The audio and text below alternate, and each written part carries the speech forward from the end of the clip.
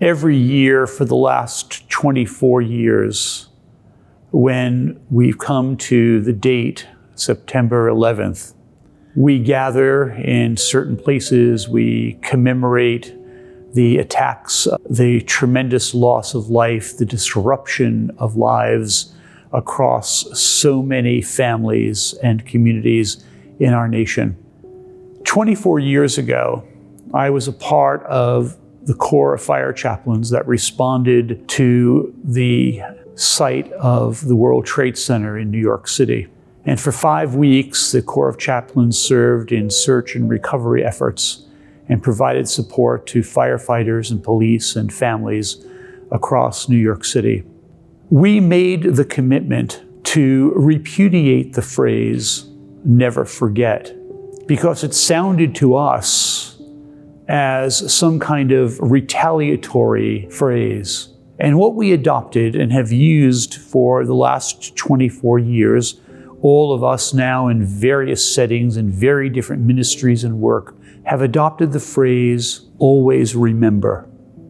Remembering is an act of sacredness.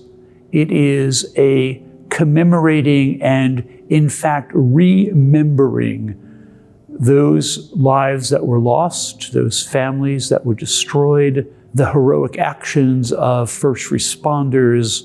But it also recalls for us in today a real sense of our being called to remember the sacrifice, the heroism of those who responded, and also to recall the holiness that is a part of these commemorations.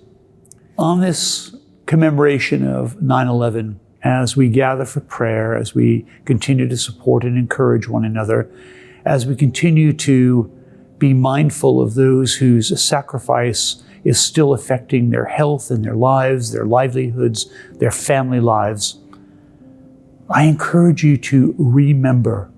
Remember who we are as God's people, who we are called to be as members of the church in times of crisis. And in a very sacramental way, as we remember in the Eucharist, as we remember in those sacramental moments, for us to imagine our calling as God's people to keep responding positively to God's call for us to care for our neighbors, to be a part of the lives of the people around us, and to remember each other as children of God.